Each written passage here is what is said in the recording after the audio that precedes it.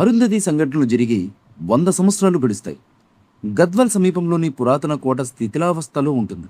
జేజమ్మ alias Arundhati కథ కేవలం ఒక పురాతన గాథగా మిగిలిపోతుంది. ఇక హైదరాబాద్లో నివసించే యువ పురావస్తు శాస్త్రవేత్త ఆదితి అలియాస్ అనుష్క శెట్టి డ్యూయల్ రోల్లో పురాతన దేవాలయాలపై పరిశోధన చేస్తుంటుంది. ఒకరోజు కోట కింద ఉన్న రహస్య గుహలో ఒక పురాతన యంత్రాన్నైతే కనుగొంటుంది.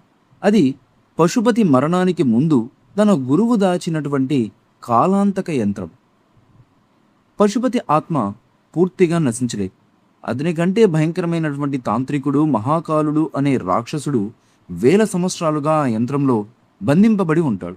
ఆ యంత్రం తెరుచుకోవడంతో మహాకాలుడు విడుదలవుతాడు. మహాకాలుడి లక్ష్యం కాలాన్ని వెనక్కి తిప్పడం, జేజమ్మ పుట్టక ముందే ఆమె వంశాన్ని నాశనం చేయడం, ప్రపంచాన్ని చీకటి రాజ్యంగా మార్చడం. ఈ నేపథ్యంలో జేజమ్మ మళ్ళీ తిరిగి వస్తుంది. మహాకాలుడి శక్తుల వల్ల దేశవ్యాప్తంగా విచిత్ర సంఘటనలు జరుగుతాయి.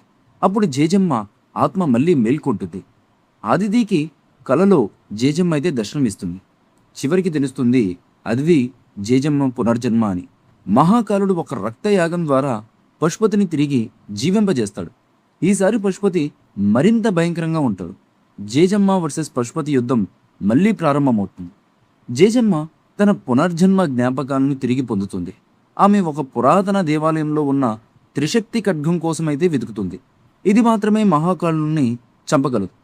దేశవ్యాప్తంగా ఉన్న 3 శక్తిపీఠాల శక్తులను ఒకే చోట సమీకరించి జేజమ్మ అంతిమ యుద్ధానికైతే సిద్ధమవుతుంది. చంద్రగ్రహణం రోజు మహాకాలుడు నరకద్వారాన్ని తెరుస్తారు. లక్షలాది దుష్టాత్మలు భూమిపైకి వస్తాయి. ఆ సమయంలో జేజమ్మ దేవీ శక్తిని ఆవాహనం చేసుకుని మహాకాలుడితో మహాయుద్ధమైతే చేస్తుంది. ఆకాశంలో భూమిపై ఆధ్యాత్మిక లోకంలో ఒకేసారి జరిగే యుద్ధం ప్రేక్షకులకైతే గూస్బంప్స్ తెప్పిస్తుంది. చివరగా జేజమ్మ త్రిశక్తి ఖడ్గంతో మహాకాలుడిని సంహరిస్తుంది. పశుపతి ఆత్మ కూడా పూర్తిగా నశిస్తుంది. ఫైనలీ అరుంధతి సీక్వెల్ గురించి నేను చెప్పినటువంటి స్టోరీ ఏ విధంగా ఉంది అనేది కమెంట్ బాక్స్లో ఖచ్చితంగా తెలియజేయండి.